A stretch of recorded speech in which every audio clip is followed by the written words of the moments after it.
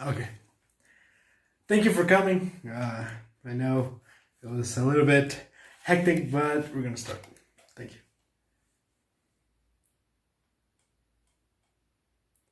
you. Okay. In the United States, you can walk around neighborhoods, about really rich neighborhoods, not so rich neighborhoods, a lot of normal places, a lot of normal cities. And there's one thing you see a lot. Now, you might not notice it, but I do notice and I pay a lot of attention to it. And that is we plant one main thing, and that is grass. A useless plant. It's everywhere. Many plants, many types of grasses with different needs, different requirements for them to grow, and they just suck up our resources, our time, water, chemicals, complex tools like mowing machines, weed eaters. We also use land, workforce, and money to keep these useless plants alive. Why is that?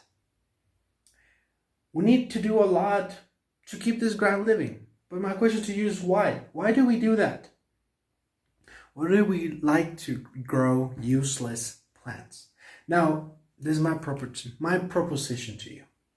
My proposition is to let's change that. I propose that we stop growing grass. I know, shocking. And instead, we grow gardens. Yes, gardens. From family gardens in our homes, community gardens in schoolyards. And this will help us a lot. No more useless plants. Let's talk about how.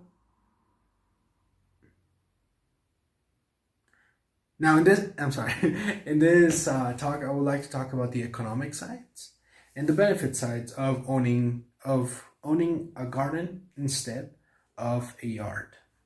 Now, let's first start with economics. Now, we'll only focus on water usage because we have many things that are limited resources that go into growing grass, but I believe water is one of the big ones, especially nowadays. So let's focus a little bit on that and how much it costs us to water the grass.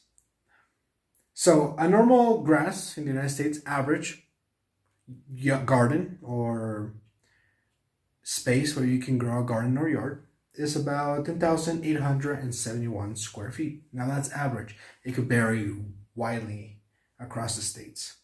Now, according to today's homeowners.com, a 100 by 100 yard with 1 inch of water costs over $12 if you have a separate meter for irrigation, or $39 if you don't. If you water your yard every week during the summer, the cost will add up to close of $50 to $156 a month max. That is quite a bit of money. Now, a garden needs to water only once a week. Why? This helps the roots go deep. It helps the gardens, vegetables, and whatever you plant grow deep.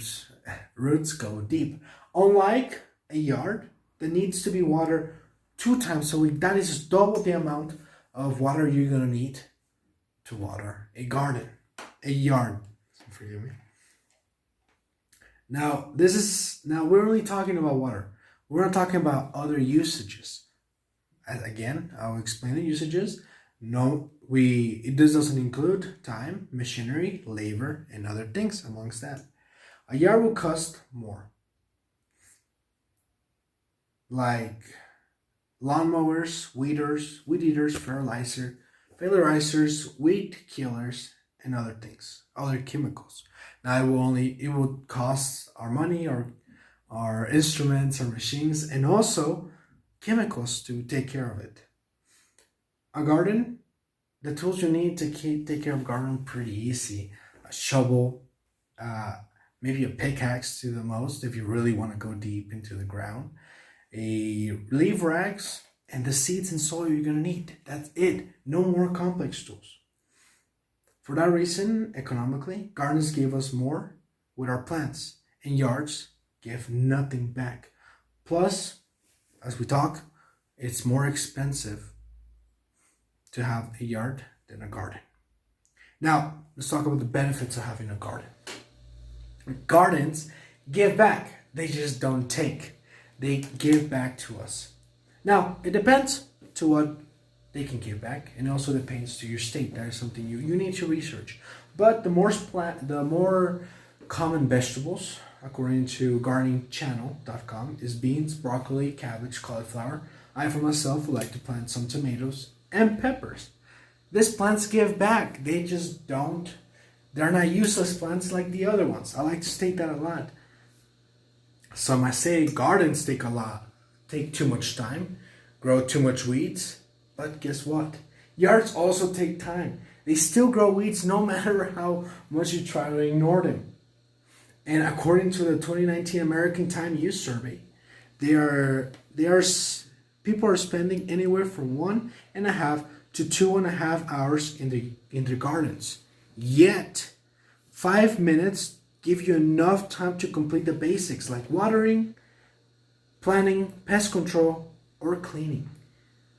Not only is it a bad argument that gardens take too much time and grow too much weed, but in fact, they save money, save time, and they give you back. They're not useless plants. Now, to summarize, economically, a garden will give you back. It is better in money-wise, time usage, workforce, and you don't grow useless plants. Instead of mowing or growing grass. Now, I will say, and I encourage you to go ditch your yard and use your time, money, resources for something that gives back.